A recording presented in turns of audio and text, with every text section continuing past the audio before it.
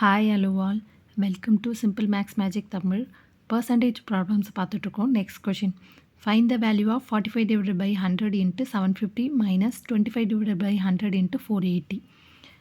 இப்போ 45 divided by 100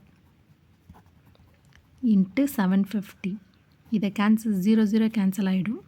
இது வந்து 5 டேபிள்ஸால் கேன்சல் பண்ணும்போது இது 9 டேபிள்ஸ், இது 2 டைம்ஸ் வரும். minus 25 divided by 100 into 480. 25 times cancel பண்ணும்போது இது 4 டைம்ஸ் வரும். அகைன் 4ஆல் கேன்சல் பண்ணும்போது இது 1 டைம்ஸ்.